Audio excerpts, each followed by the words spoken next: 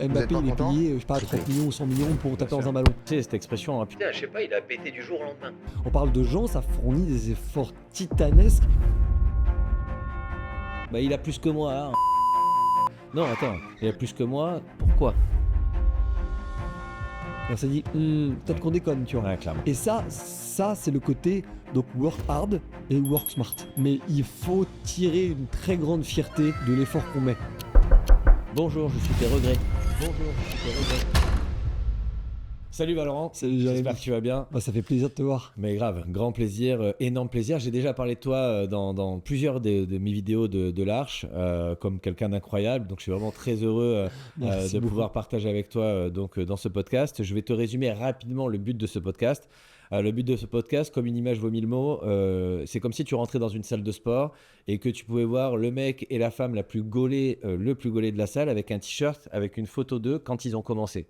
Donc en gros, regarde là où j'en suis, mais surtout observe mon départ pour que tu puisses apprécier que toi aussi, tu peux commencer par le début et forcément obtenir les mêmes résultats. Et c'est hyper important parce que la réalité, c'est qu'il y a énormément de gens qui mesurent pas. On fait toujours un fantasme de la vitrine, de ce que tout le monde va montrer, sans jamais montrer l'arrière-boutique de ce qui a été le cas d'à peu près tous les gens qui ont monté des trucs, tu vois. Exactement. On a toujours l'impression que les résultats arrivent du jour au lendemain, mais en fait, il y a toujours un énorme travail derrière. Et moi, aujourd'hui, le but de ce podcast, c'est de pouvoir montrer à n'importe quelle personne qui veut se lancer, de mettre en lumière des personnes qui ont réussi. Alors, quand je dis des personnes qui ont réussi, c'est pas une réussite financière, c'est d'avoir tout simplement trouvé sa voie, son but, d'être heureux, d'être épanoui, peu importe la valeur monétaire qu'on peut avoir sur son compte, le montant, etc. C'est en gros, j'avais une idée, j'avais une volonté, j'avais un rêve, voilà où j'en suis aujourd'hui et voilà les galères que j'ai traversées, comment j'ai réussi à me dépatouiller tout ça et comment j'ai obtenu mon but, globalement. Bien sûr. Ok Avec pour plaisir. ça? Bien sûr.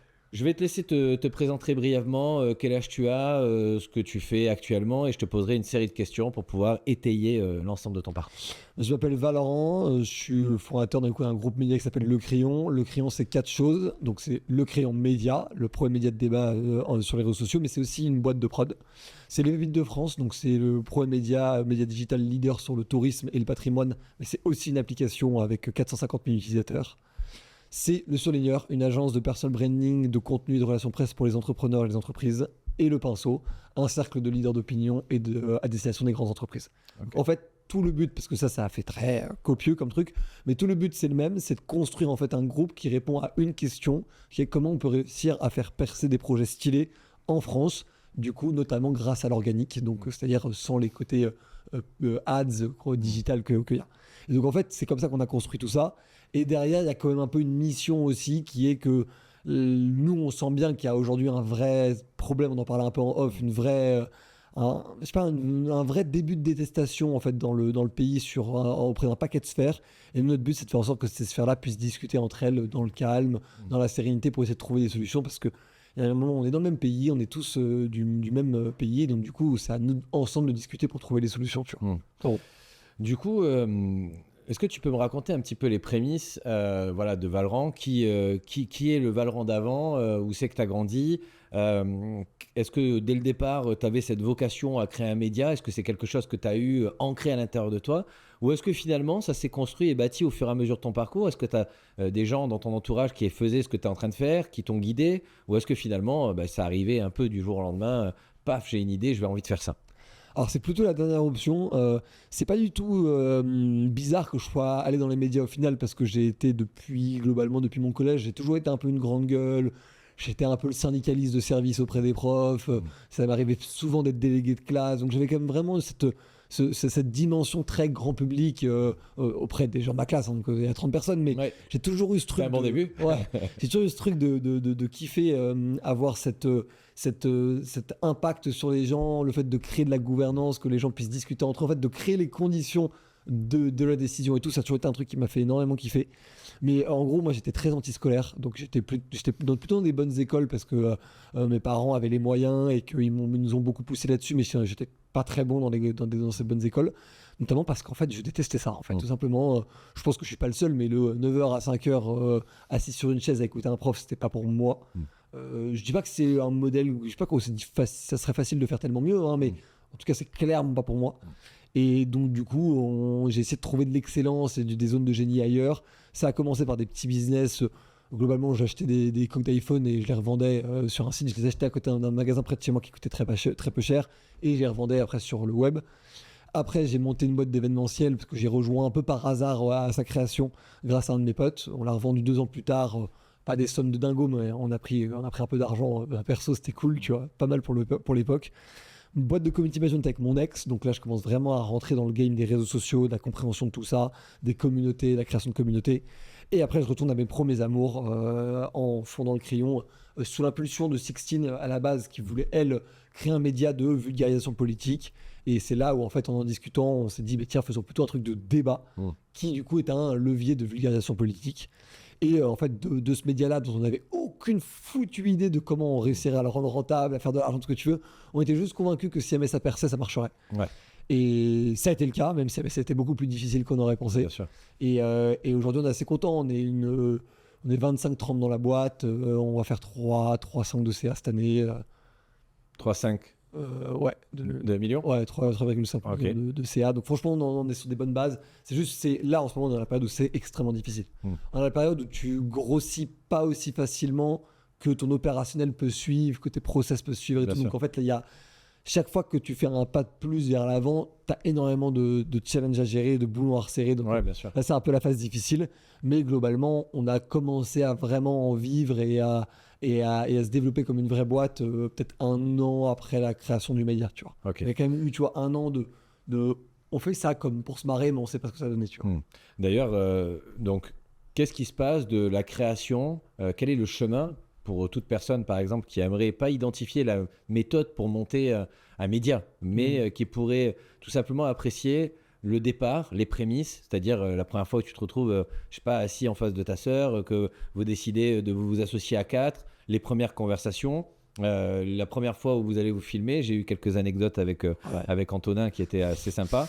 Qu'est-ce qui s'est passé en fait aux prémices et quelles ont été pour toi les difficultés les plus dures à surmonter pour obtenir justement cette ascension pour arriver jusqu'à ce média qui est aujourd'hui reconnu partout en France? C'est une bonne question. Je pense qu'il y a eu quelques phases différentes. La première, ça a été en fait, qu'est-ce qu'on fait?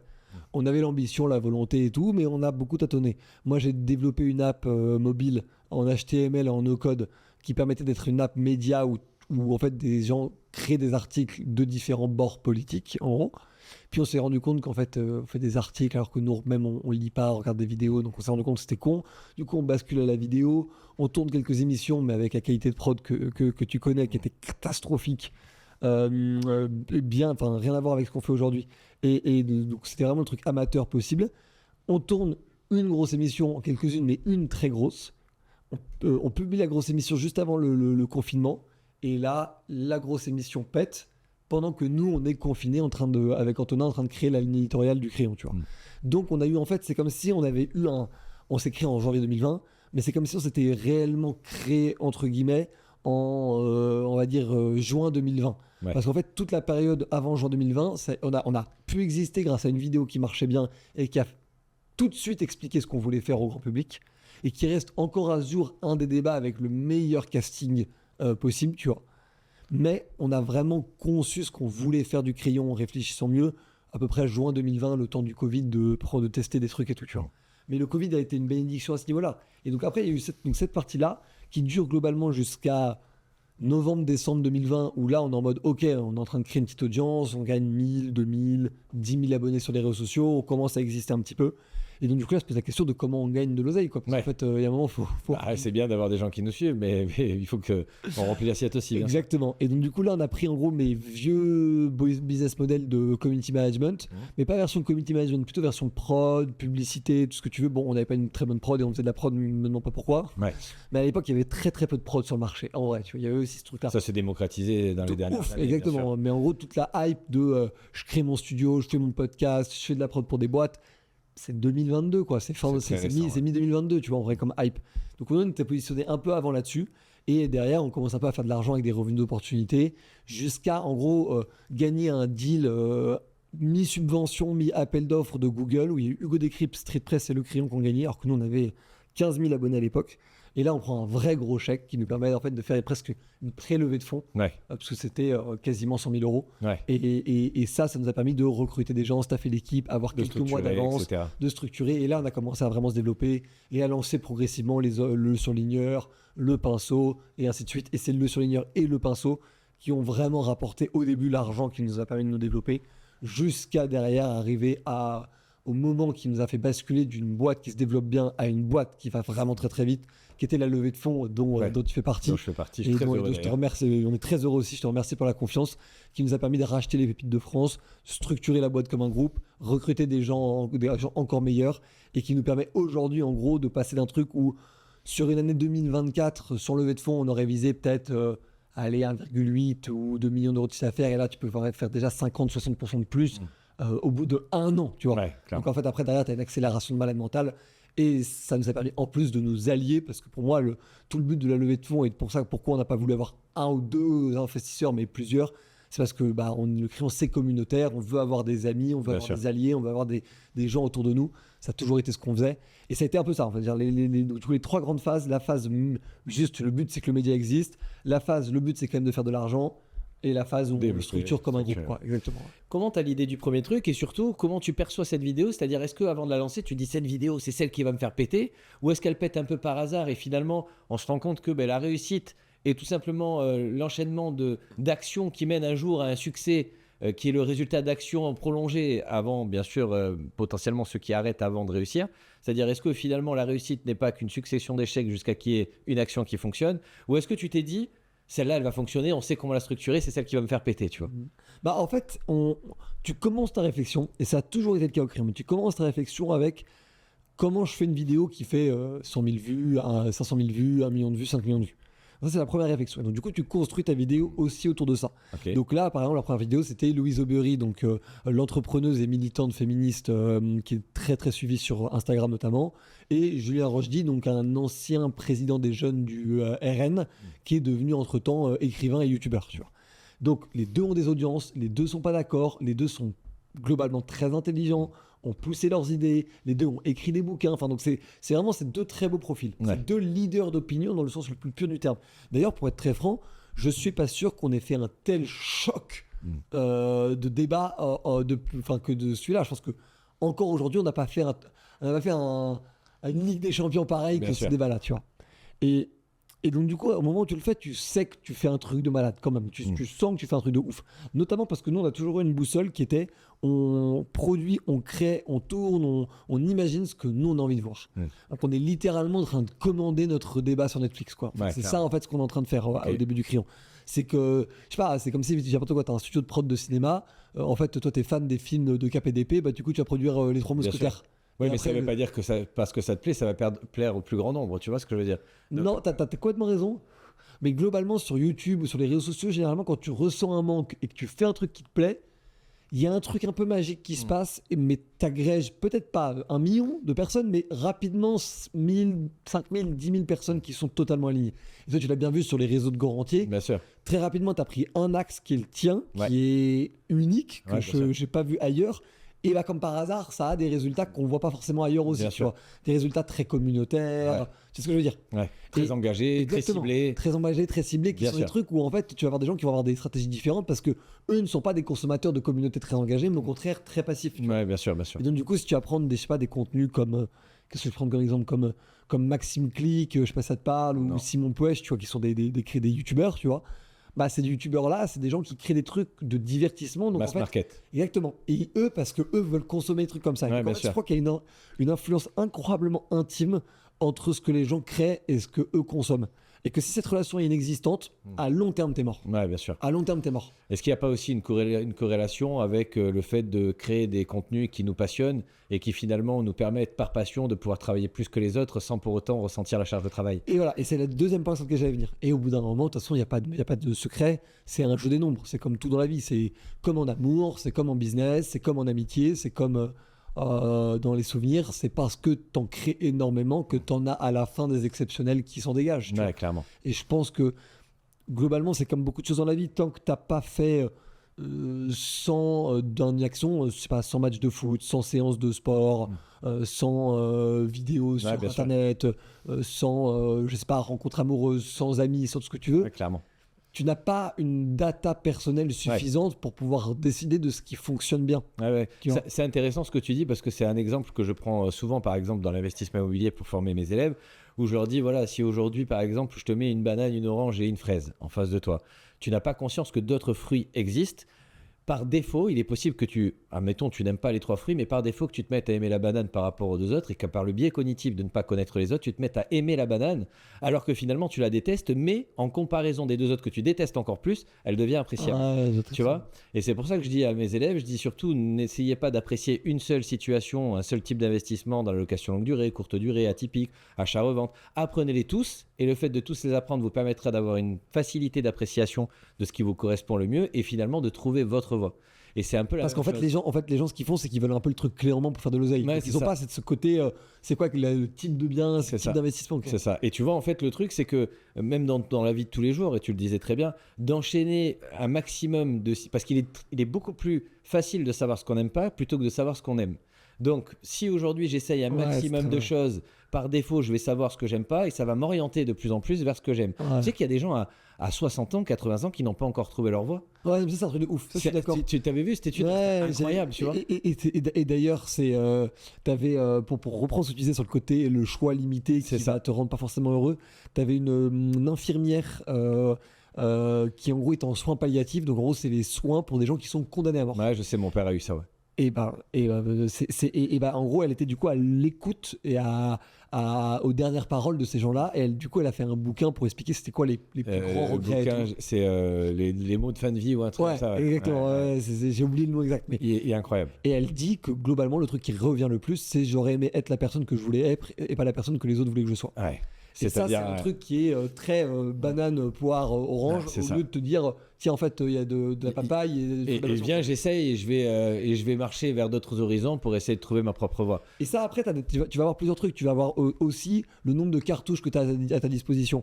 Parce que je pense que si les gens ne mesurent pas que tous les types de trucs n'ont pas le nombre de cartouches, créer des vidéos sur Internet, encore plus des vidéos courtes, tu as 100 cartouches faciles. Ouais, clairement. Investissement immobilier, il faut bien se renseigner avant Elles parce sont que tu n'as réduites, bien pas sûr. 10 cartouches. Tu vois. Bien sûr, bien sûr. Si tu loupes la première, tu n'en auras peut-être pas deux. Tu vois. Ouais, clairement, parce que si tu rates la première, c'est un peu le passeport de ton premier investissement, c'est un peu ton passeport pour enchaîner Ouais, les si autres. tu avais expliqué, tu vois, Et c'est le premier qui après va servir de C'est garantie ça. sur tout le reste. Parce que si tu rates le premier et finalement ton premier investissement n'est pas rentable, que tu vas à la banque pour en faire un deuxième, les seules choses qu'ils vont pouvoir apprécier, c'est tes relevés de compte, voir ta tenue de compte, qui tu es. Et derrière, on va regarder, ah, t'as déjà investi? Ah oui, mais quand t'as investi, en fait, t'es pas rentable. Je te prête pas d'argent, tu vois. Donc, effectivement, alors que les vidéos, tu peux commencer, recommencer. C'est vrai que. Et ça, c'était. J'ai oublié quel américain en parlait, mais c'était la question des jeux à somme positive ou les jeux à somme nulle, tu vois. Et en gros, ce que ça stipulait, c'était que il y a des jeux où tu ne peux pas perdre réellement. Et donc, du coup, en fait, ces jeux, tu peux pas perdre, sauf le temps que ça te prend.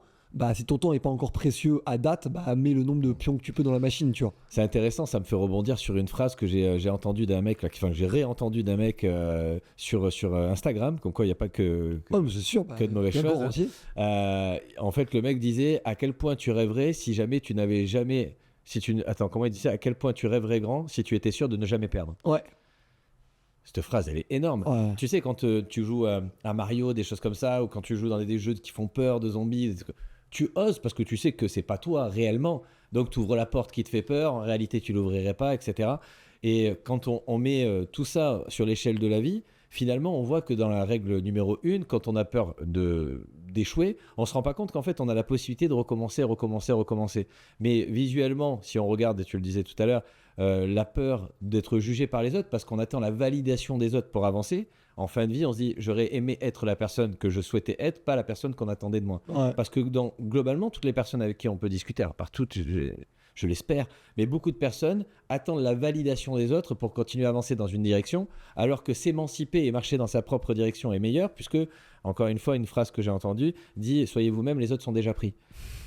Ouais, de ouf. Et puis en plus, surtout, il y a un biais hyper puissant là-dessus, qui est que on fantasme on jalouse les résultats des gens et on jalouse jamais leurs efforts. Ouais. Alors que les deux sont intimement liés.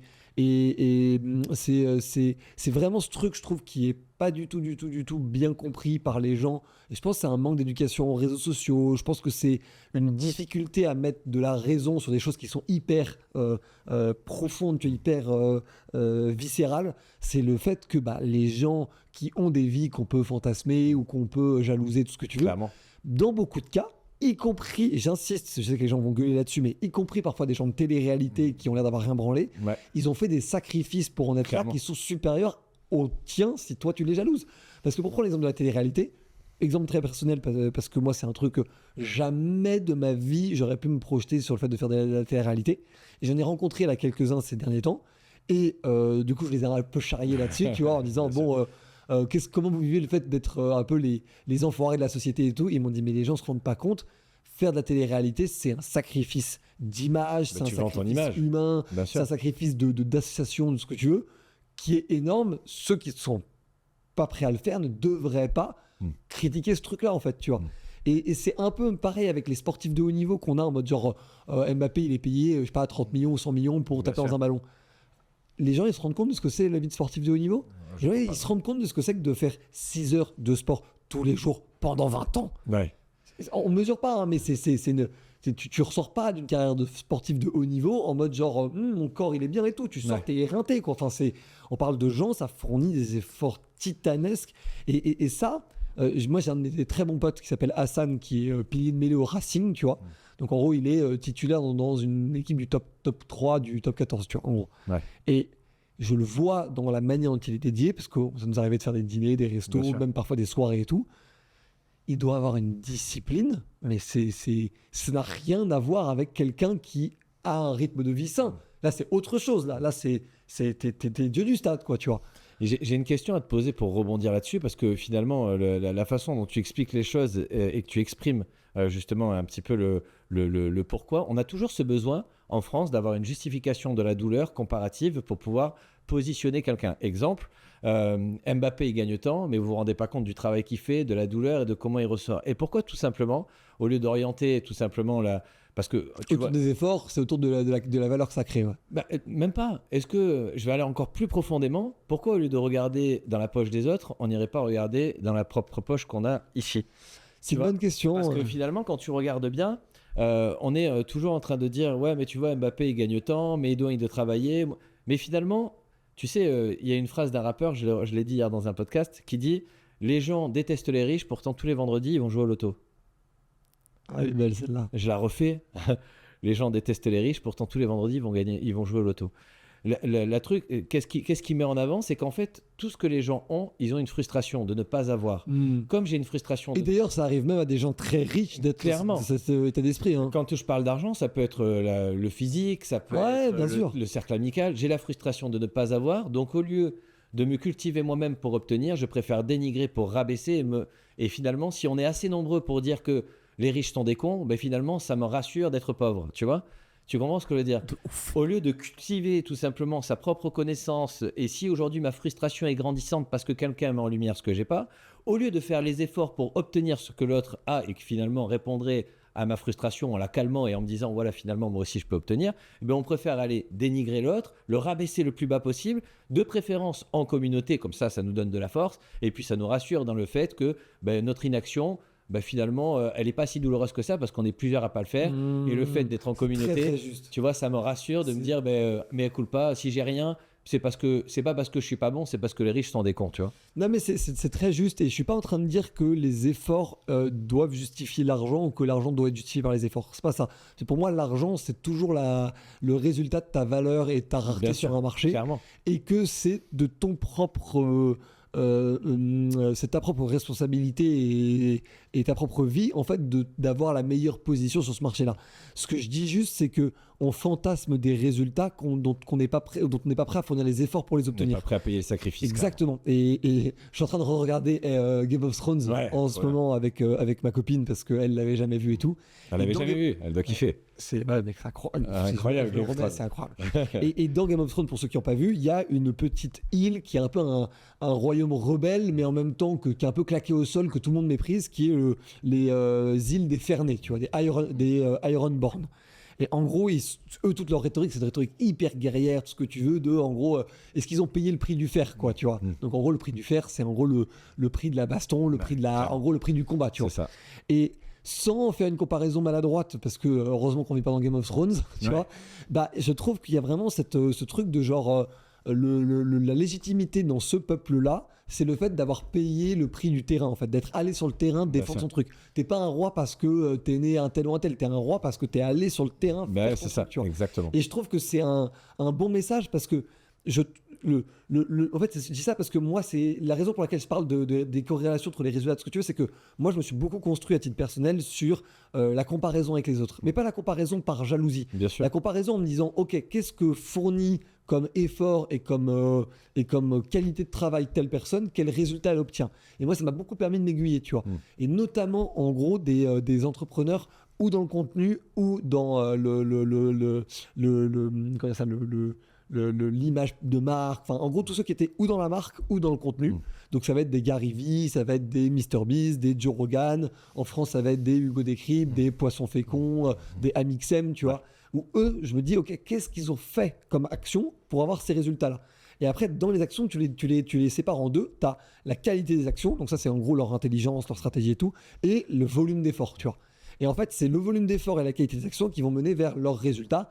Évidemment, dans le résultat, il y a une part de chance, il y a une part d'opportunité, de timing et tout. Bien sûr. Mais en fait, ça te permet aussi d'avoir un juge de paix. Parce que si je fournis, j'ai n'importe quoi, 3 ans d'effort, comme c'était le cas là, à 6-7 jours par semaine, à bosser comme un dingue, j'ai encore les cernes comme ça. Si jamais j'ai comme résultat, je prends l'exemple du aujourd'hui, on a 3,7 millions d'abonnés à l'échelle du groupe. Si à l'échelle du groupe, aujourd'hui, j'aurais 100 000 abonnés, il y a un souci. Clairement. Il y a un truc que j'ai mal fait quelque part. Bien sûr. Donc en fait, ça me permet quand même de... C'est la data. Exactement, c'est de la data. Exactement, c'est de la data. Et sauf que comme c'est des gens qui existent, il y a aussi une dimension humaine, un peu de compète, tout en mode... Putain, ils sont pas forcément plus intelligents que moi. Clairement. Bon, là, les gens que tu as cités, ils sont très très chauds. Mais bien sûr. Ils sont peut-être pas meilleurs que moi. Peut-être que si je paye le prix du fer, comme bien sûr, dans Game of Thrones, probablement que je pourrais réussir à avoir ces résultats-là. Et aussi parce que je trouve que les résultats qu'ils ont sont en fait une bonne imagination, une bonne projection vers ce qui peut arriver. Il nous arrivait des choses très différentes de des gens Bien que j'ai sûr, cités. clairement. Parce qu'on s'est retrouvé par rapport à eux à avoir en fait une logique beaucoup plus homme d'affaires et entrepreneur que créateur de contenu. Que ça nous a permis de développer une boîte qui est beaucoup plus un groupe que un média ou un truc d'influenceurs. Clairement. Et que ça nous a permis en plus, nous, de vraiment staffer des équipes là où beaucoup de gens que je t'ai cités, bon, Hugo, il a une équipe qui doit être à peu près de la même taille que la nôtre, tu vois. Mais Amixem ou Poisson Fécond, ils ont des équipes plus petites alors que c'est des beaucoup plus gros youtubeurs. Bien sûr. Parce que nous, on a vraiment orienté ça autour de l'entrepreneuriat parce que nous, ce qui nous faisait kiffer le plus, c'était de se dire qu'est-ce que feraient les entrepreneurs s'ils avaient un levier à plusieurs millions d'abonnés. Clairement. Mais c'est ouf. Mais tu vois, c'est intéressant de corréler justement parce que c'est pile poil le concept en fait de l'Arche, c'est de mettre en lumière les difficultés, le travail qu'il faut donner pour pouvoir obtenir des résultats. C'est-à-dire qu'on ne peut pas aujourd'hui, tu sais, cette expression, ah, putain, je sais pas, il a pété du jour au lendemain. Ouais. Les gens ne se rendent pas compte du travail qui a été fait, de nombreux échecs. Et finalement, en fait, on a l'impression toujours que les réussites se font là, comme ça, il a eu de la chance. Alors que pour avoir de la chance, effectivement, on peut avoir de la chance, on peut avoir du timing, mais pour avoir de la chance et du timing, il faut qu'on soit dans le process. Ouais, complètement. Et là-dessus, il y avait Gad Elmaleh qui avait dit une phrase chez nous dans l'interview qu'on avait faite de lui que je trouve incroyable, qui était les artistes, ils mettent 10 ans à percer du jour au lendemain. Ouais, clairement. Et j'adore cette phrase-là. Et c'est toujours difficile parce que je pense qu'en fait, il y a 2 choses. La première chose, c'est je pense que les gens ne font pas beaucoup pour poursuivre leurs rêves. Ça, c'est un constat de base. C'est pas le cas de tout le monde, mais globalement, je trouve que les gens font pas beaucoup pour poursuivre leurs rêves. Et pourquoi, tu penses ? Principale raison, c'est flemme confort, en gros. Mais d'ailleurs, que je reproche pas. Mais c'est juste en gros... C'est une appréciation. Exactement. Il faut se battre contre soi-même pour pouvoir fournir les efforts. Et la deuxième chose, parce qu'il y a des gens aussi qui fournissent ces efforts et qui n'ont pas les résultats, c'est de comprendre quels efforts vont avoir de l'impact. Aujourd'hui, là, on est du coup, quand je dis 25-30 dans la boîte, on a recruté il y a 3-4 mois une personne pour s'occuper en gros de notre direction financière, administrative et de ressources humaines. Et en gros, on lui a demandé globalement, tu nous dégommes la boîte pour en faire un truc où tout est dataisé, on comprend tout ce qu'on fait, pourquoi on le fait, qu'est-ce qui nous rapporte quoi. Et du coup, on permet de hiérarchiser des priorités. Et ça, on s'est rendu compte qu'en fait, on passait potentiellement parfois le même temps sur un truc qui nous rapporte 200 000 euros à l'année qu'un truc qui nous rapporte 800 000 euros à l'année. Et on s'est dit, peut-être qu'on déconne, tu vois. Ouais, clairement. Et ça c'est le côté donc work hard et work smart. Et ton work smart, en fait, on se rend compte que cette année, potentiellement, on va réussir à faire potentiellement, allez, peut-être 10 points de croissance, donc 10% de croissance, 15% de croissance en plus, juste grâce à ça. Ouais, clairement. Et donc, en fait, en 10-15% de croissance sur 3 millions de CA, 300 000, 400 000, ça ne change pas ta vie, tu vois, enfin, ça ne change pas ta boîte, est-ce que tu veux. Mais t'imagines le jour où c'est 10-15 points de croissance et sur 10 millions de CA? Ouais, bien sûr. Là, ça commence à être 1 million, 1,5 million, 1 million, 1,5 million à l'échelle, clairement. à l'échelle d'une boîte. Parce qu'en fait, ce que les gens oublient, c'est qu'il y a deux sujets. Il y a le sujet relatif et absolu.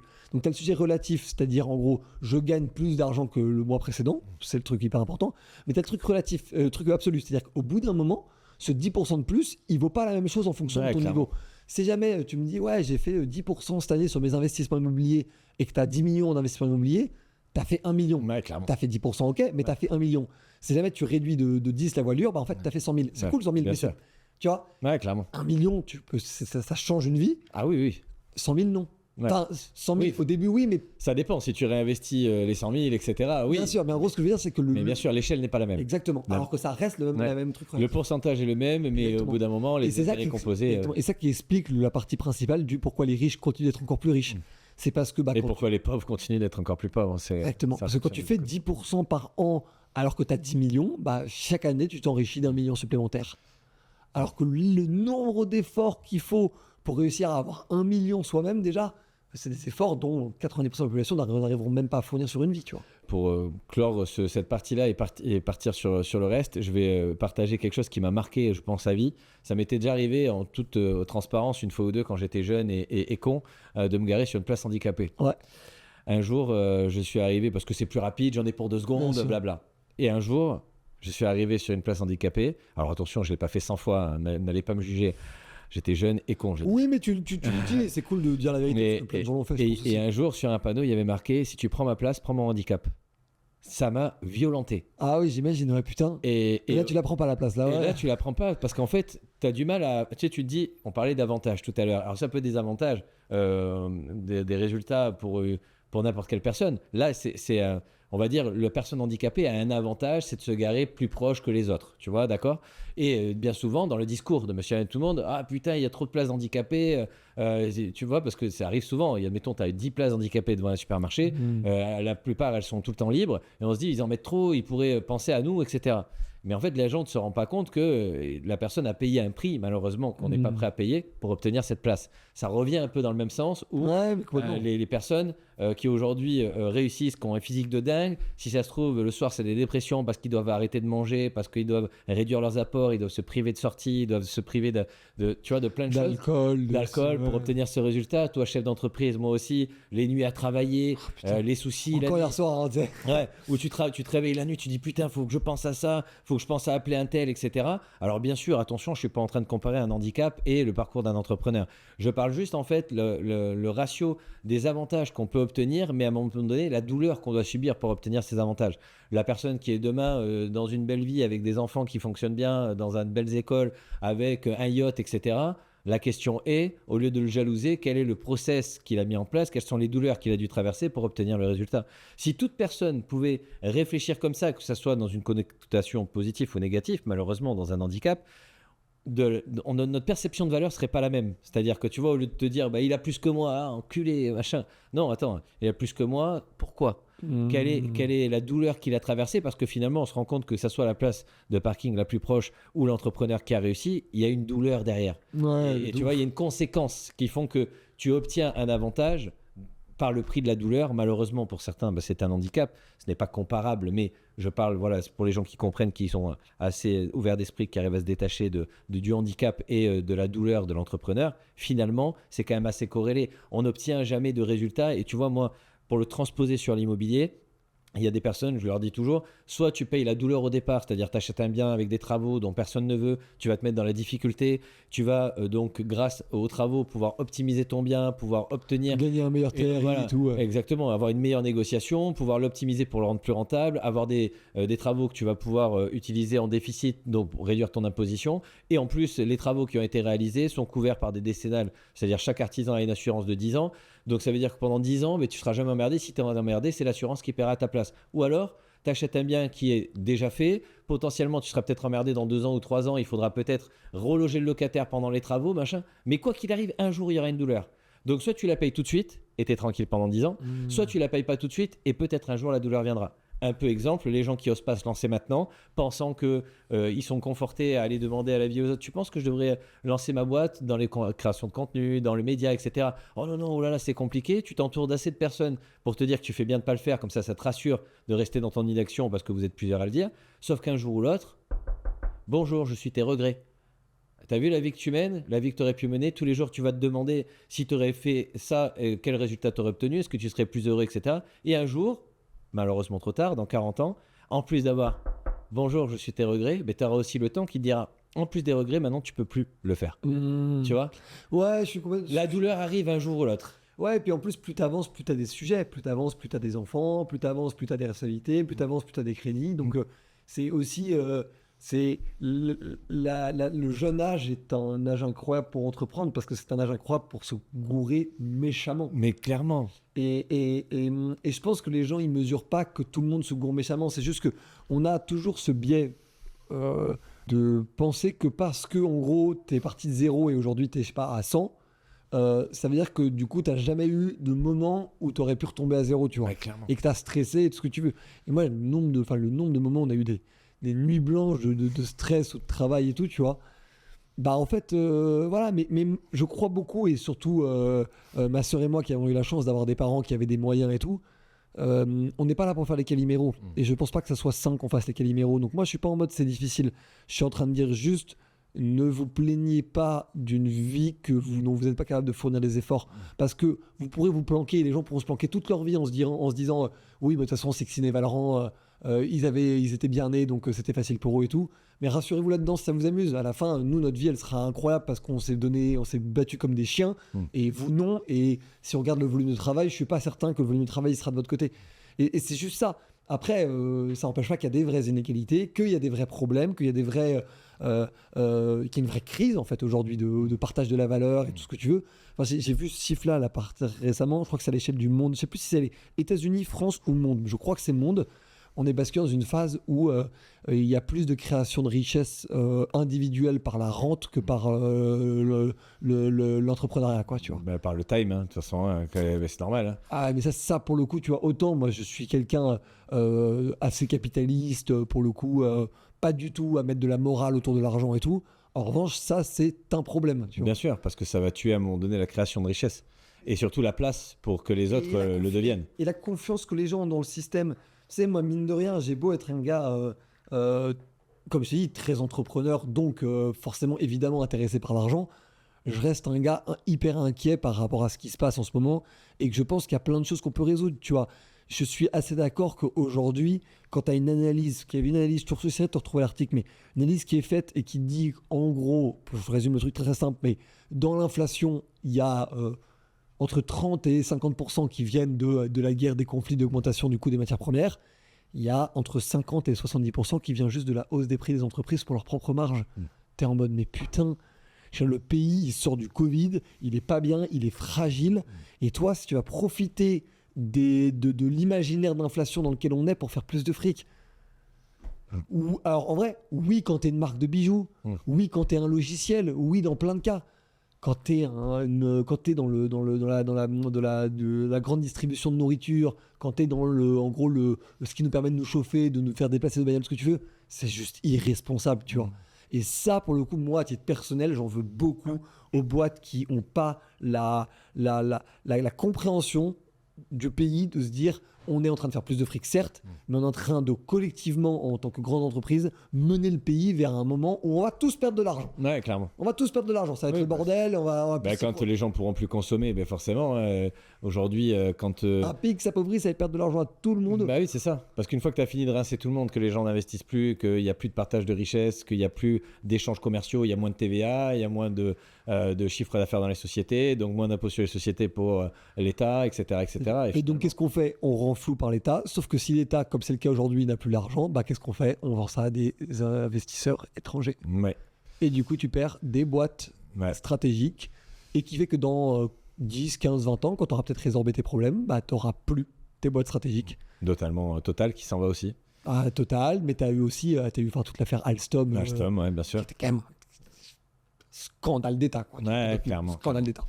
Clairement. Et donc du coup, t'es un peu obligé d'être là-dedans. Et en même temps, c'est compliqué parce que nous, on est évidemment du côté citoyen quand on voit le truc Alstom, c'est un scandale d'État. Mais on est aussi du côté proximité avec les politiques, avec les chefs d'entreprise, tout ce que tu veux. Et eux nous parlent en off. Et il y a plein de moments où tu es obligé d'être d'accord avec eux. Eux ne sont pas des super pouvoirs, ils ne sont pas des Superman qui peuvent exploser des murs. Bien sûr. Eux-mêmes, ils sont en train de jouer plein de trucs, ils sont en train de jouer leur place, ils sont en train de jouer la faisabilité de leur projet, ils sont en train de se prendre des barrières à tous les niveaux. Je te prends un exemple. J'ai bouffé avec un chef de cabinet d'un ministre que je ne citerai pas par discrétion et respect, je ne lui ai pas demandé son avis si je pouvais le faire, et qui m'expliquait qu'ils essayaient de faire passer une loi qui permettait juste, dans un des produits de consommation grand public, d'indiquer ce qui était en gros fait maison ou ce qui n'était pas fait maison. Et en gros, au lieu d'indiquer ce qui était fait maison, d'indiquer quand ça ne l'était pas. Logique. Tout citoyen te dit évidemment qu'on fait ça. Impossible.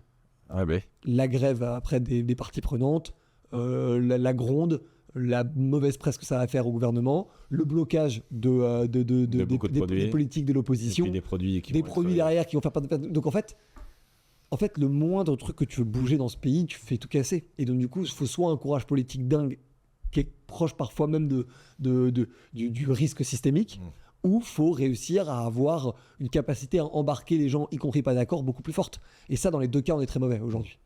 Mais tu vois, je vais rebondir justement sur le sujet.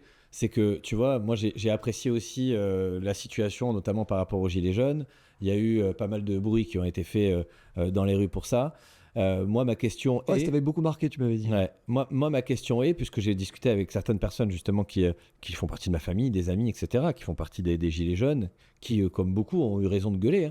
Ma question est, en off, quand j'étais avec eux, c'était ok, donc là, tous les soirs, tu vas sur les ronds-points, tu vas gueuler, etc., et tu as raison de le faire. Et après, qu'est-ce que tu fais ensuite ? Ma question, elle est là. Qu'est-ce que tu fais en plus ? L'État, on a bien compris, l'État ne t'aide pas. Bon, ils sont pas de ton côté, ils te taxent, il y a des inégalités de dingue, le fossé se creuse, on en parlait tout à l'heure. De ouf, hein. De plus, entre les riches et les pauvres, la classe moyenne est en train de mourir, clairement. En gros, ce qui s'est passé, pour que les gens comprennent, c'est qu'on a réduit les inégalités de manière linéaire et parfois même exponentielle jusqu'aux années 80. Et en gros, tournant de la rigueur sous Mitterrand. Et c'est le tournant de la rigueur qui a fait remonter ce truc-là. Clairement. Et là, en fait, on se retrouve avec des gens qui sont soit extrêmement riches, soit des gens qui sont extrêmement pauvres. Pourquoi ? Parce que la classe moyenne s'est rendu compte que quand on est la classe moyenne, on se fait taper dessus.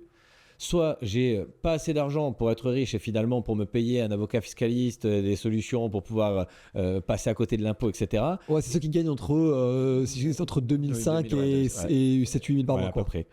Ou alors, j'ai trop d'argent pour bénéficier de toutes les aides de l'État pour pouvoir finalement avoir une vie plus facile. Donc en gros, en fait, eux, ils sont en train de dire je vais travailler moins, ou je vais faire moins, ou je vais faire ci. Et puis, allez, on les pousse là. Donc on va avoir de plus en plus un fossé entre j'ai pas du tout d'argent parce que je veux me simplifier la vie pour certains et d'autres, j'ai pas le choix. Et de l'autre côté, je m'enrichis de plus en plus. Sauf qu'entre les deux, moi, je suis OK pour aller gueuler, etc. Mais demain, tu vois, moi, j'ai une petite fille, comme tu le sais, Anaya. J'ai pas envie demain de dire à ma fille, papa, on peut aller à Disneyland, on peut partir en vacances. Non, on peut pas, ma fille. Ah bon, pourquoi ? Parce que l'État nous aide pas. Ok, l'État nous aide pas, mais papa, toi, tu fais quoi pour nous aider ? Tu vois ? Ok, tu vois, tout à l'heure, on parlait et Ouais, mais en fait, c'est super politiquement incorrect. Mais alors, en fait, c'est devenu super politiquement incorrect de dire ça. Mais ouais, mais en fait, si tu veux, comme la même chose, tu sais, on avait un débat. Tu viens d'une famille qui a de l'argent. Mais pourquoi, en fait, tes actions devraient être dénigrées parce que tu viens d'une famille qui a de l'argent ? Non, mais ça, à la limite, j'ai envie de te dire, Non, mais c'est pas que par rapport à toi. C'est dans le sens où les gens, en fait, ne mettent en fait de l'énergie, trop d'énergie dans des choses. C'est un fait, c'est comme ça. Il y a des inégalités, il y a des gens qui partent avec des avantages, d'autres non. C'est un fait. Maintenant, qu'est-ce que tu fais, toi, pour améliorer ta situation ? Au lieu d'aller juger le voisin, au lieu d'aller mettre en lumière les inégalités, c'est fait. Maintenant, qu'est-ce que tu fais, toi, pour changer ta vie au quotidien ? Oui, c'est ça ma grande question, tu vois. Mais ça, je suis complètement... Deux choses. Sur ma propre personne, moi, la raison pour laquelle je veux jamais revendiquer en gros, self-made man ou started from the bottom, now we here, ce genre de truc, c'est parce qu'en fait, c'est pas vrai, déjà. et Et que c'est ça tout n'a à pas ton besoin honneur. d'être vrai. Bien sûr. Nous, on s'est pas fait seul, au contraire, on s'est fait en communauté. Clairement. On s'est fait avec les gens qui voulaient nous aider, y compris des mecs comme toi. Et donc, du coup, la réalité, c'est qu'en fait, est-ce que c'est notre talent d'avoir réussi à ou écouter ou fédérer des gens autour de nous? Peut-être. En tout cas, je sais que moi, c'est comme ça que j'ai envie de construire. Je suis pas en train de vouloir construire seul. Moi, je crois pas que je crois pas à Smith. C'est que je ne veux pas vivre comme ça. Moi, pour le coup, qu'est-ce que ça m'aurait rendu malheureux d'être tout seul arrivé au sommet et du coup d'être au sommet avec peu sûr. de potes, peu de compagnons d'aventure, tout ce que tu veux. Moi, au contraire, le plus on est nombreux, le plus ça va être une vie incroyable. Et d'ailleurs, en vrai, le plus on va pouvoir faire de choses. Ça, c'est la partie personnelle. C'est la partie qu'est-ce que tu fais toi, papa, en gros. Ça, c'est hyper compliqué parce que tu as deux sujets. Tu as le premier sujet, c'est quels efforts tu es capable de fournir sur le côté est-ce que tu te donnes vraiment. Et là, pour le coup, il faut le dire, il y a plein de gens qui se donnent vraiment. Plein, je prends notamment les parents enfin, les immigrés qui débarquent en France pour que leurs enfants aient une meilleure vie.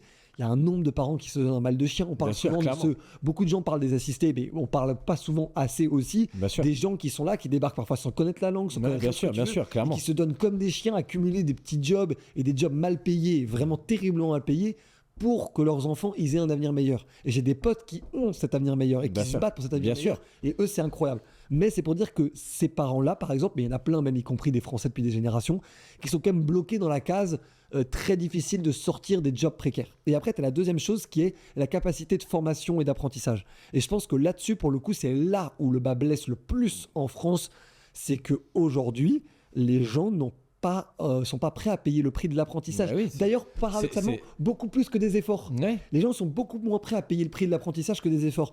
Parce que la réalité, c'est qu'aujourd'hui, devenir un bon monteur vidéo te rapporte plus d'argent que d'être caissier. Combien de caissiers apprennent le montage et sans jugement ni pour les caissiers ni pour les monteurs vidéo. Hein. Juste, c'est mathématique, c'est marché.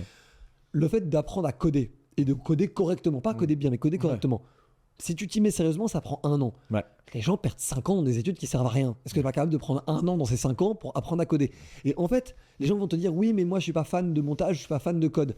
Et après, ils se retrouvent dans des jobs qui sont pas fans du tout non plus. Et encore moins bien payés. Donc je suis en mode.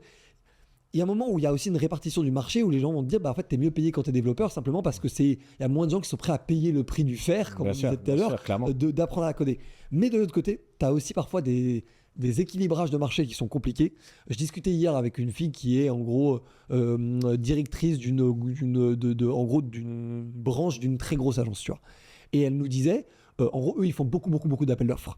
Et elle nous disait, en gros, les appels d'offres, c'est 6 mois de temps d'agence et de ressources pris en interne, plus des coûts externes pour pouvoir pitcher le projet. Et là, tu te retrouves en concurrence avec entre 3 et 5 boîtes pour avoir le budget à l'année. Si tu as le budget, c'est un investissement très rentable. Donc, mettons que c'est n'importe quoi, tu gagnes 1/3 de tes appels d'offres, c'est rentable de le faire. Donc, tu le fais. Sauf que en ce moment, de plus en plus, les grosses boîtes, notamment, ont envie d'être agiles sur leurs agences. Donc, ton appel d'offres, au lieu de durer 2 ans, 3 ans comme il durait avant, il dure maintenant 1 an et demi, 1 an, parfois 6 mois. Et donc, du coup, ça devient plus du tout rentable de faire ces appels d'offres, sauf qu'ils fonctionnent toujours en appel d'offres. Et comme il y a toujours des boîtes qui seront plus grosses que toi, qui payent les gens moins bien que toi et qui sont plus puissantes pour les concourir, du coup, le système va continuer d'être gardé juste parce qu'il y a des gens qui ont trop de barrières à l'entrée. Et donc, du coup, là, tu te retrouves dans des situations qui ne sont pas des situations monopolistiques, mais qui sont des situations d'abus de position dominante. Et là, pour le coup, c'est là que le régulateur ou le marché doit réussir à se mettre en place pour corriger ce genre de trucs. Parce que tu peux pas dire à des agences, en gros, vous allez littéralement aller dans le mur sur une boîte qui est structurellement rentable parce que votre manière de pitcher vos projets vous coule. C'est pas possible, c'est pas sain.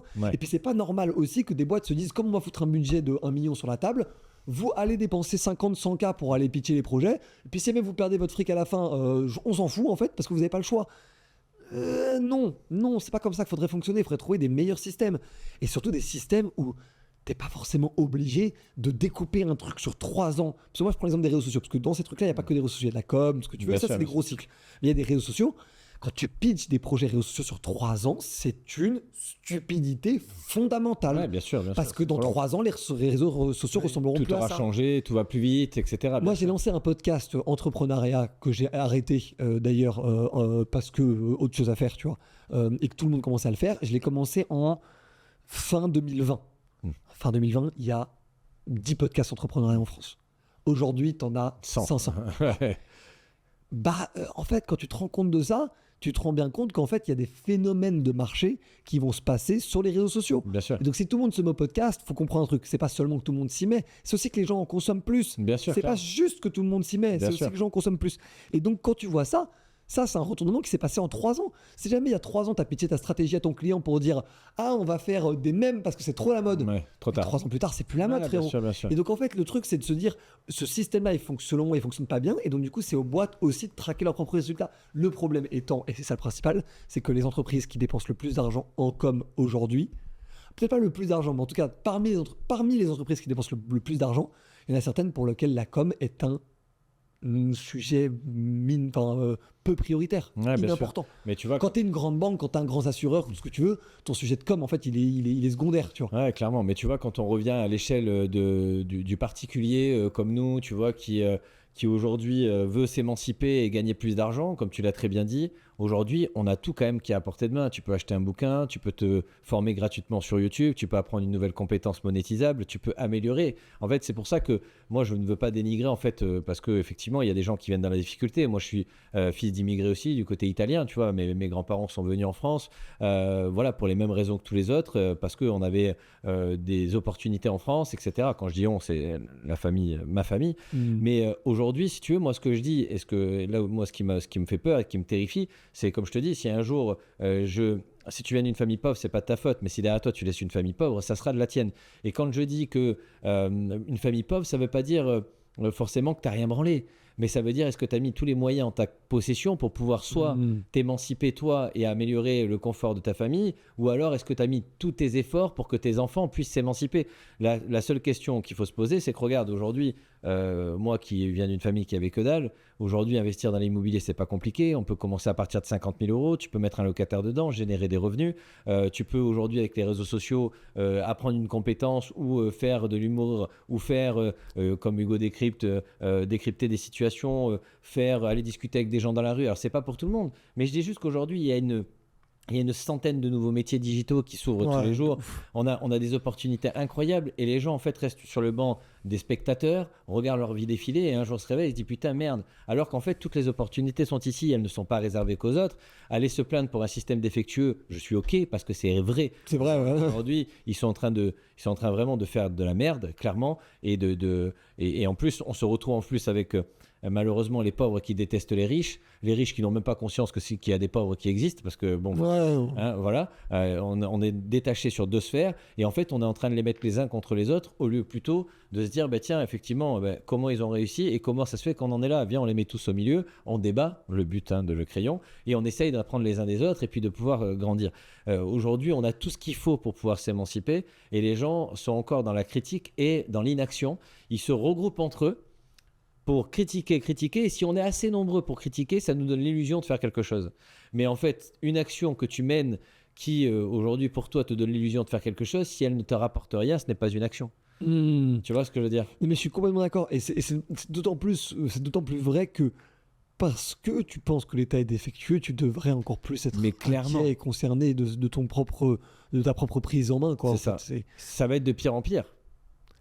Les inégalités vont se creuser encore plus dans les prochaines semaines, prochains mois, prochaines années. Oui, et puis surtout que le système t'écrase au fur et à mesure que tu dépends de lui pour te développer. Ouais. Mais tu vois, je te prends l'exemple de l'immobilier.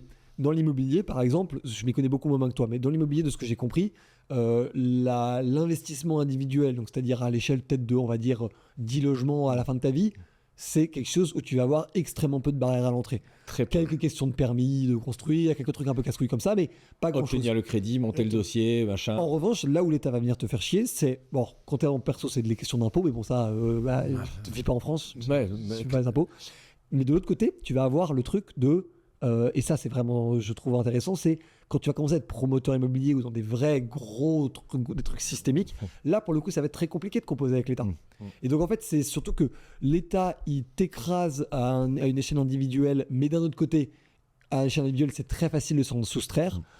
En revanche, il t'écrase moins quand t'es gros. En revanche, il te met beaucoup plus de bâtons dans les roues, tu vois. Je pense que moi, je vais rebondir que sur la partie, puisqu'on commence à s'adresse à beaucoup de particuliers. Là où tu as extrêmement raison, c'est qu'il y a très peu de barrières à l'entrée pour pouvoir investir dans l'immobilier. Il est très simple d'aller chercher un crédit. Une fois que la banque t'a prêté l'argent, tu achètes le bien. Une fois que tu as trouvé le bien, tu fais faire les travaux par quelqu'un d'autre. Tu mets un locataire dedans et c'est lui qui rembourse ta dette.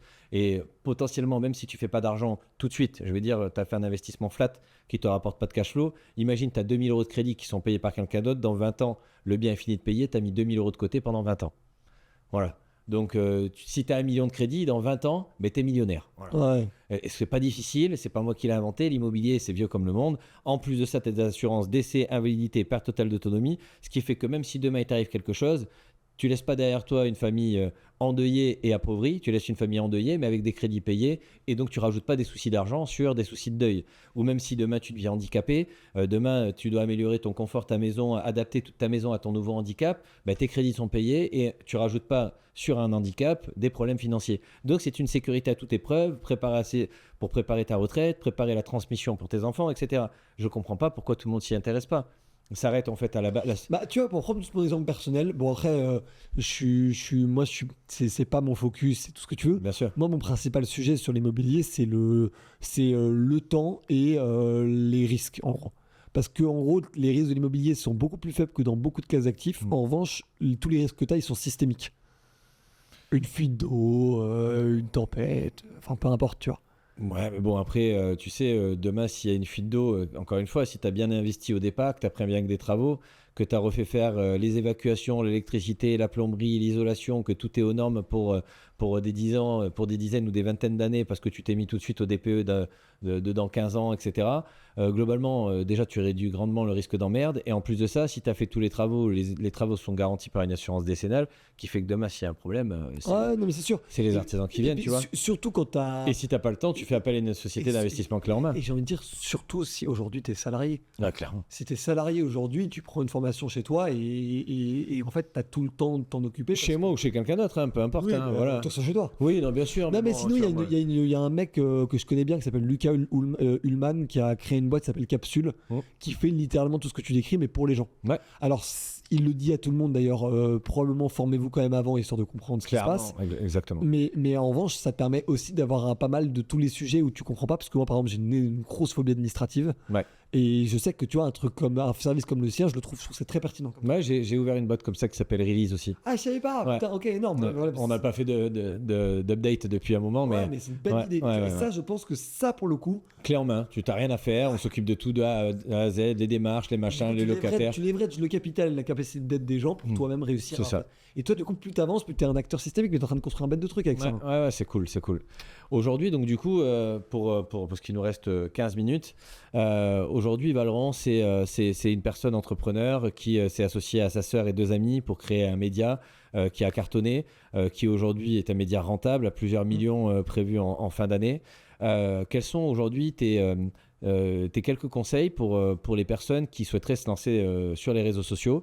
T'es la première personne à m'avoir extrêmement marqué lors d'un séminaire de par ton implication et de par la manière dont tu avais d'expliquer les choses, de cette passion et cette veine qui ressort sur le côté de ton cou quand tu le dis, que tu dis voilà, pour être vu, il faut être puissant, qu'il y a des gens finalement qui sont plus mauvais que d'autres, mais le fait d'être vu partout, on les identifie comme des acteurs prioritaires et finalement on leur donne une valeur que les autres n'ont pas. C'est très intéressant, d'ailleurs je te remercie parce que j'avais appris beaucoup de choses ce jour-là. Ça fait plaisir. Quels seraient aujourd'hui les conseils que tu pourrais donner aux personnes qui souhaitent se lancer, qui par défaut, des fois tu sais, on regarde autour de nous et on essaye de s'identifier à quelqu'un et on devient cette personne au lieu de rester soi-même. Des fois on s'arrête avant d'obtenir des résultats. Voilà, globalement tu as une vision qui est assez large. Qu'est-ce que tu pourrais donner comme conseil ? C'est une bonne question. Je reviens juste sur ce que tu disais sur le côté la conférence que j'avais fait quand t'es vu, t'es puissant. En fait, ça vient de la réflexion de Game of Thrones d'ailleurs, parce que je suis retombé sur la scène récemment. C'est en gros un des personnages de Game of Thrones qui dit le pouvoir réside là où les gens pensent qu'il réside. Et donc en fait, la puissance, la capacité de pouvoir, c'est que le fait que les gens y croient. C'est-à-dire que si demain matin les gens ils disent Macron tu dis mais en fait on va pas le faire, il fait quoi Macron? Il peut rien faire en fait. Ouais. Et donc c'est pour ça que je te dis en fait tout ce qui te donne de la puissance, c'est toute la croyance que les gens vont avoir dans cette puissance. Pareil pour l'argent. Qu'est-ce qui fait que quelqu'un va accepter du Bitcoin ou pas du Bitcoin, des euros ou pas des euros? C'est la croyance que c'est une monnaie qui vaut cette valeur qu'on dit qu'elle est. Bref. Et après, sur les réseaux sociaux, moi, je le ferai en 3 étapes. Première étape, qu'est-ce que tu veux regarder? Ça, c'est vraiment un truc. C'est hyper important. Si jamais tu n'es pas client de ton propre contenu, moi, mon avis, c'est fais pas de contenu. Ou fais pas de contenu avec ta personne. Fais du contenu avec une marque, fais du contenu où tu te caches derrière une marque, un nom, un média, un truc, ou tout ce que tu veux. Mais si jamais le contenu que tu vas produire, tu ne serais pas client, ne fais pas en sorte que ce soit toi l'image de ce contenu-là. Ça sera intenable au bout d'un moment. Et j'ai vu plein de potes vouloir percer sur les réseaux sociaux. Ils se sont mis sur un sujet qui les intéressait moyennement. Ils ont percé. Ils sont allés à 100 000, 50 000, 200 000, parfois même 300 000 abonnés. Et ça a chuté. Ah zut, en fait, ça me fait chier. Ouais. Mais du coup, en fait, les gens, les 300 000, ils sont là pour ce qui te faisait, chier. Donc, tu fais quoi maintenant? Bah, ce que tu fais maintenant, c'est que tu postes des vidéos, premier degré, ça arrive à un de mes potes, tu postes des vidéos sur un sujet qui t'intéresse et tu fais 60 likes alors que tu as 180 000 abonnés. Alors qu'il faisait 2-3 000 les vidéos d'avant. Ouais, bien sûr. Ça pique. Ouais. Alors, ouais, il était pas bien. Mais je l'ai eu au téléphone après, il était pas bien. Donc, il y a ce truc-là. Premier truc, faire un truc qu'on regarderait. Donc, faire un truc qu'on peut faire pendant longtemps. Ouais, bien sûr. Sans se fatiguer. Exactement. Et en restant passionné. Deuxième chose, format. Ayez un format. Peut-être 2, mais d'abord un format. Ayez un format. Et là-dessus, soyez un peu créatif. Tout le monde reprend les mêmes formats, mais un format, ça peut être un nombre incalculable de choses. J'ai vu un format de Nous Toutes, l'association féministe, qui est brillant. Où en gros, elle dit c'est le secret story de nos politiques. Et en gros, elle dénonce tous les politiques qui sont problématiques d'un point de vue de la cause des femmes. En leur disant c'est ça leur secret. Donc en gros le secret de Macron, bah, je force les pères à aller voir leurs enfants même quand la femme a divorcé pour des raisons de violence conjugale, tu vois. Ouais, clairement, j'ai vu ça. Et donc du coup ils te le vendent comme un truc secret story. C'est une bête d'idée. Ouais, clairement. C'est une bête d'idée. Faut faire un truc qui abaisse le plus possible les barrières à l'entrée du grand public pour faire ce que toi tu veux faire. Les gens sont capables d'aller regarder La Famille Crête sur Netflix, donc ils sont probablement capables d'aller regarder du contenu immobilier. En revanche, si jamais tu parles de TRI, de construction, de ce que tu veux, tu vas probablement intéresser moins les gens en termes de grand public, tu vois. Après, c'est pas la même cible, hein, mais du coup, c'est plus niché. Oui, mais c'est pour dire qu'en fait, la raison pour laquelle je parle sur ce truc-là, je parle de format, c'est parce qu'en fait, en fonction de ton format, tu vas pas parler exactement aux mêmes personnes. Et le dernier, c'est le fait de le faire dans la durée, parce que moi, c'est un peu mon truc dans la tête, mais en gros, pour moi, minimum 30 vidéos YouTube avant de tirer des conclusions, minimum 150 contenus courts, donc TikTok, Insta, ou post LinkedIn avant de tirer des conclusions. Simplement parce que tu mets du temps, et je prends l'exemple d'Antonin, là, qui a un format qui cartonne en ce moment. Ça fait 3 ans qu'il attend d'avoir vraiment un format où tout est aligné, ça marche, c'est ce que tu veux. Clairement. Il en avait fait plein qui marchaient mais qui kiffaient pas trop, plein qui kiffaient mais qui marchaient pas trop, donc là il s'est retrouvé. Mais surtout, ça fait 6 mois qu'il est en train de vraiment AB tester ce format-là, et ça fait 2 mois que ça marche, donc il y a 4 mois quand même où... Ouais, bien sûr. Mais tu vois. Ouais, et puis le temps que les gens, des fois, quand c'est nouveau, le temps qui, tu sais, il y a plein de choses. Des fois, on regarde, au départ, on n'aime pas, et puis à force de le regarder, on commence à apprécier, à se poser des questions, et après, on se met à aimer. Il y a toujours une phase de transition qui doit être faite, surtout quand il y a un changement de contenu de par le créateur. Quelque chose de nouveau, qu'est-ce que c'est? Il me servait pas ça, puis d'un seul coup on commence à regarder, on commence à juger, puis finalement on finit par apprécier. Exactement. Donc là en tout cas il a bien trouvé sa marque, bien trouvé sa voix. Franchement le contenu est vraiment cool. Ça fait plaisir. Ouais, vraiment il est vraiment cool.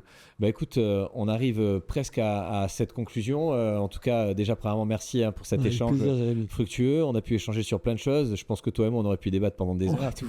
Voilà, mais on aura l'occasion certainement de faire un update dans plusieurs mois. On verra si effectivement... Ouais, puis moi j'ai lancé mon podcast là, avec un des potes qui s'appelle Jules Simian, où en gros le but c'est de faire venir des entrepreneurs pour qu'ils partagent des idées, des opinions, des solutions originales, donc avec un angle un peu plus sociétal que les podcasts entrepreneurs habituels, quoi. Bah écoute, si un de ces cas tu veux que je vienne, je suis chaud, je suis bouillant. Plaisir. Si on devait faire une conclusion à ce podcast, en gros, comme tu sais, la cible de ce podcast sont les personnes qui veulent pouvoir justement se dire que tout est possible, tout est réalisable au travers de parcours d'entrepreneurs qui ont réussi à trouver leur voie. Quel message tu pourrais passer aux personnes qui écoutent ce podcast, qui eux aussi soit cherchent leur voie, soit qui l'ont trouvé mais qui hésitent à se lancer, soit qui se sont lancés mais qui ne voient pas les résultats aujourd'hui? Ah, c'est une très bonne question. Je dirais qu'il faut apprécier l'effort Et quand je dis apprécier l'effort, c'est pas apprécier l'effort en mode prendre plaisir à se faire souffrir, tu vois. Le but, c'est pas d'être maso. Mais il faut tirer une très grande fierté de l'effort qu'on met. Et je pense que c'est hyper important. Je pense que c'est un truc qu'avait beaucoup la génération de nos grands-parents, qui était ce truc de la fierté du travail bien fait, ce que tu veux, qui correspondait aussi à une époque où globalement tu étais obligé d'avoir un travail parce que c'était plus facile de te virer, tu étais dans des conditions quand même beaucoup moins protectrices, mais ils avaient cette fierté du travail, de l'effort fait, tout ce que tu veux. Le process. Exactement, et je pense que c'est hyper important que les gens tirent du plaisir des efforts qu'ils fournissent, tirent de la fierté des efforts qu'ils fournissent. Moi, il y a plein de moments où j'ai la tête dans le seau, c'est dur. Là, typiquement, hier soir, j'ai terminé à 23h pour une presse pour un client, parce qu'après, on a signé un très gros deal de prod, donc je suis trop content.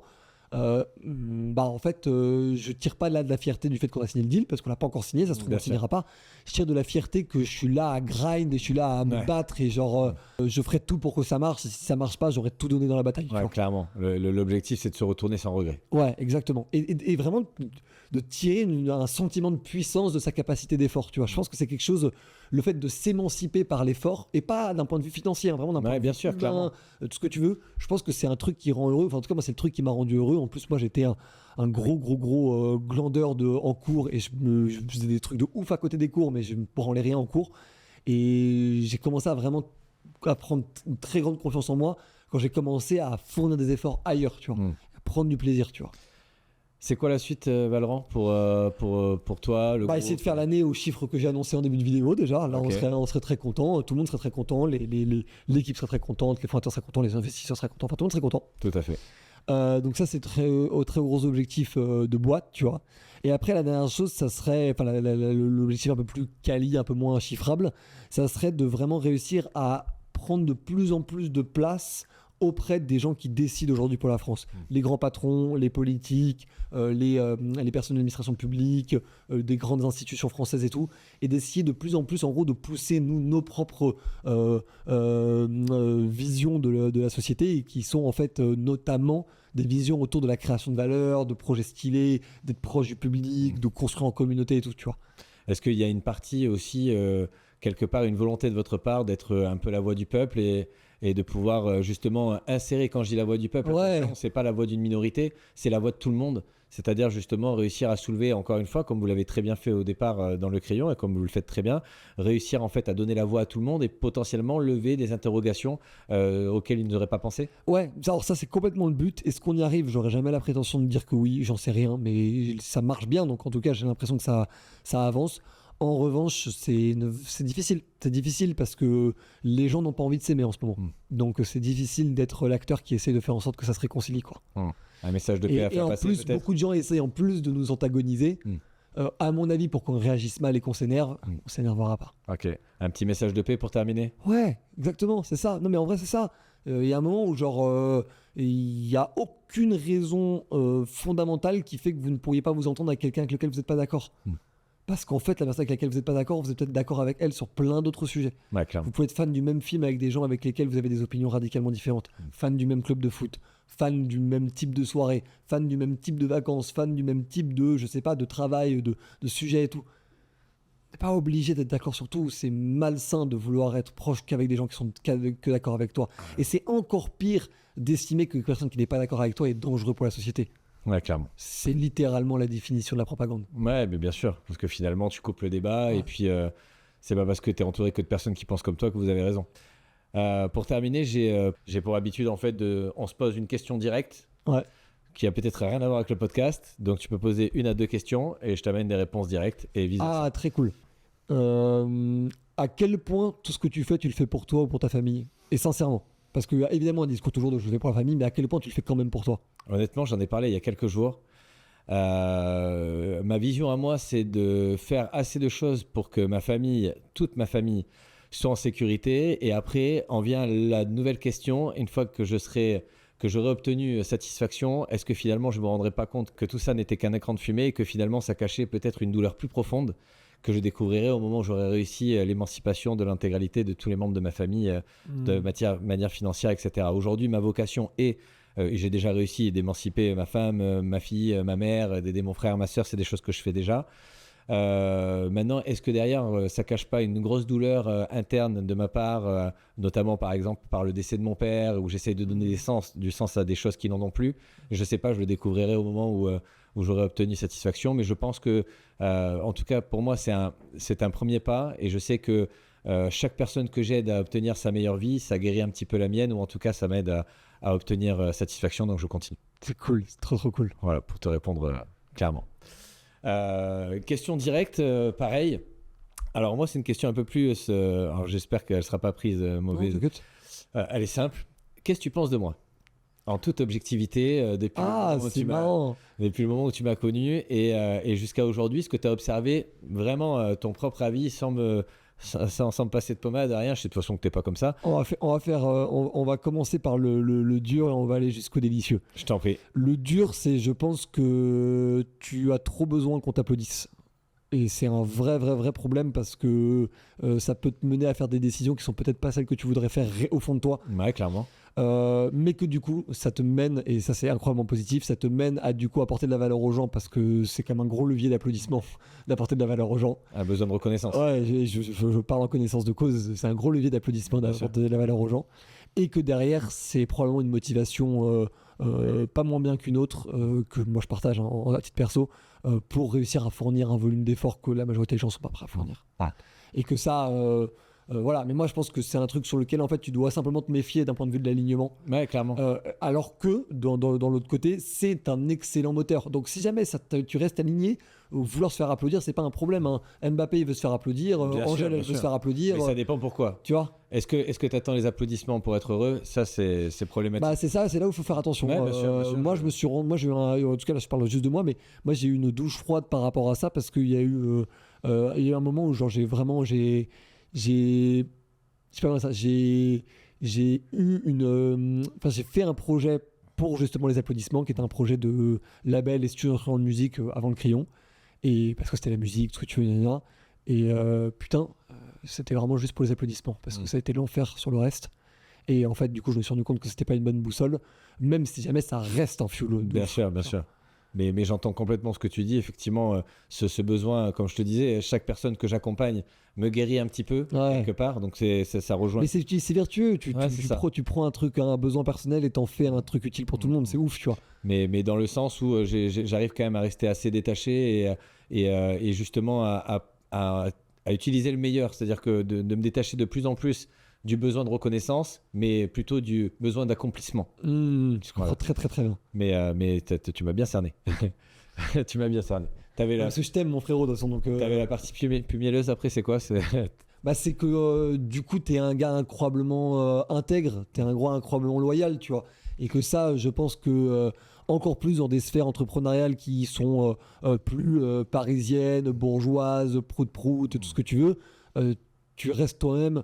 Et tu restes tu restes derrière les tiens, quoi. Tu cèdes pas aux sirènes. Ouais, bien sûr. Donc ça c'est un truc incroyable parce que c'est assez rare et il y a peu de gens qui sont aussi droits dans leur botte que toi par rapport à ça, tu vois. Cool. Pour moi, je sais que j'ai toujours pu compter sur toi à tous les moments et que c'est même si parfois c'est pas moi qui est en mode non t'inquiète, là pour le coup on a pas besoin d'aide, on va se démerder, et c'est toi qui es proactif dessus, et ça fait plaisir, tu vois, d'avoir des gens autour de soi qui sont vraiment des gens en qui tu fais confiance, en qui tu filerais les clés de ta maison. Enfin, tu vois, c'est un truc que tu n'aurais pas beaucoup, tu vois. En vrai. Ok, cool. Bah, écoute, merci beaucoup pour ça. Je vais te poser une autre question. Pour toi, à quel point penses-tu que les personnes qui ont du pouvoir sont corrompues? Franchement, j'ai donné une réponse hyper décevante. Ça dépend, ça va pas du tout à complètement en fonction des gens. J'en ai rencontré plein et je pourrais pas te dire exactement qui est quoi. C'est très difficile à dire. Il y a des trucs qui sortiraient dans la presse, je serais hyper étonné, d'autres pas du tout. Et c'est très difficile à dire. Très difficile. C'était une question intéressante parce que ce que je voulais mettre en lumière, toi qui connais plein de gens qui ont du pouvoir, finalement, c'est pas parce que tu as du pouvoir que tu es un pourri. Non, bah non, pas du tout, non, pas du tout. Non, c'est juste ça te donne la possibilité d'être pourri, mais ça veut pas dire que tu l'as, tu vois. Le problème n'est pas l'arme, c'est ce que t'en fais. Ouais, et puis surtout, les gens sont pas gentils ou méchants, les gens sont faillibles, et c'est juste que le pouvoir te rend plus facilement faillible, tu vois. C'est good pour moi. Clap.